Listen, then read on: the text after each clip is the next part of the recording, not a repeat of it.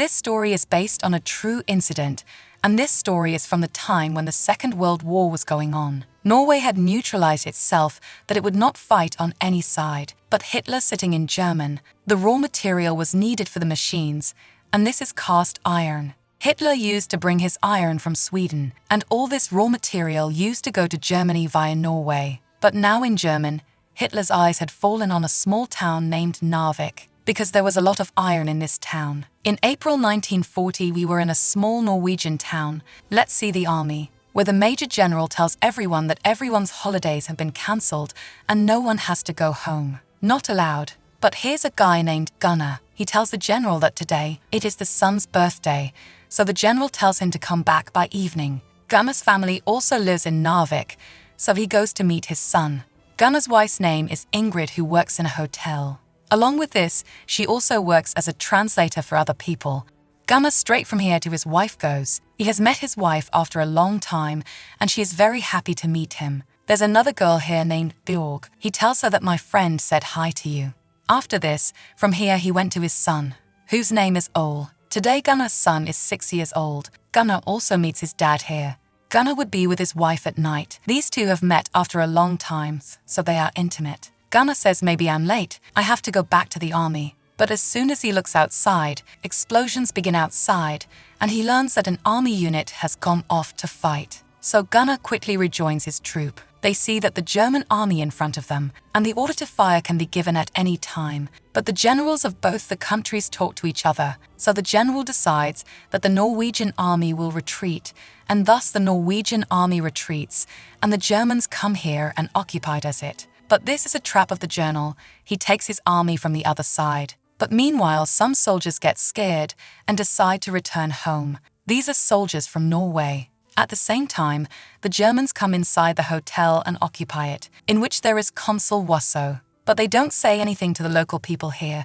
Rather, they are against the Norwegian army. And that's why these people start staying in this hotel. The Norwegian army also reaches a bridge. This is a railway bridge. And generals, the plan is that we will blow up this bridge so that the German people cannot come through this route. But the colonel learns that dynamite has already been planted here. So these people take the help of Gunnar, as he has good knowledge about dynamite. And with his help, these people on a bridge plant explosives. Gunnar is accompanied by 2 of his friends, one of whom is Larsen. But only then the German army comes through this route. Gunnar explodes, the bridge also collapses. But here the German soldiers were in great numbers. Gunnar caught Gunnar and his 2 friends. When Ingrid learns that her husband has been captured, she is very sad. And she tells the German Consul Wasso that you help me, my husband has been caught by your army. Along with that, she also tells the name of the husband, that my husband's name is Gunnar. Consul Wasso says that's okay. I will help you. Ingrid also helps these people a lot in taking their companions to a safe place. But by night, the English army also comes here, who stand far away and fire. And Ingrid's little boy Ole is injured in the firefight. And in this way 4 weeks pass, with the war going on. At the same time, German soldiers are also getting the captured Narvik people to work. Gunnar is also among them. Gunnar's friend falls here, but Gunnar picks him up and says Bjorg needs you. She misses you a lot. Earlier he used to work for the army of Norway, but now he has to work for the army of Germany under compulsion. Gunnar gets to know while he's here that his daddy is dead, and there is no information about his son Ole. That's why the French army also comes here to support Norway, which has now joined the war, and finally rescue Gunnar and his friends goes. Gunnar tells the Norwegian general that he wants to go home, but the general says that there is only 1 hill left. If we win over that too, we will drive back the German army. After this work you go home go. Gunnar can stand here and watch his city Narvik burn. In this way they keep on moving and a week passes by. Ingrid is also in the bunker with her son.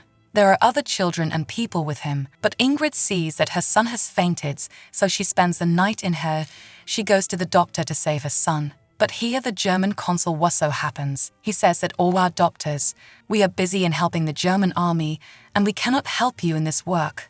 But Ingrid says that I have helped you too much. Please help me at least this time. After much argument, the doctor arrives to save Ingrid's son, and thus his son's life is saved. Troops from Norway and France also climb a peak for the last time, where Germany is. But on this climb, they have the machine. There are guns and cannons. That's why these people can't compete. And from here, the troops of Norway and France withdraw. Then the colonel stops everyone and says that we cannot give up like this. We have to go up and kill them. Then Gunnar thinks of an idea and goes to a place with his two friends. Actually, his plan is that we will go from behind and kill the German army. And they do just that.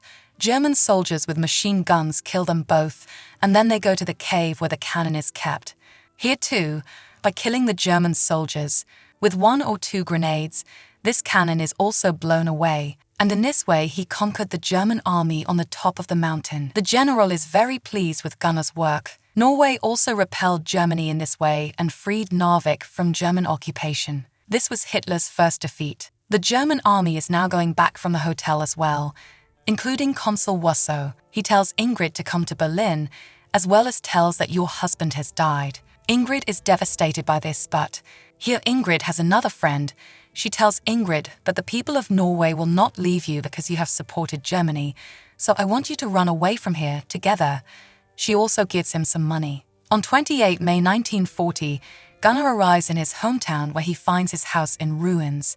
When he goes to his house, Ingrid is here packing her things because she wants to leave. Gunnar is overjoyed to see Ingrid in perfect and he asks her, "Why do you want to leave?" Then Ingrid tells the whole truth. The son was about to die, and I supported Germany, and Gunnar gets very angry because of this and says that you have betrayed the country. Ingrid gets so angry that she says angrily that I wish you could not come back alive. But then German soldiers attack the town of Narvik with their planes and a lot of bombing is done here. And because of this, a lot of common people are killed. But Ingrid has made up her mind.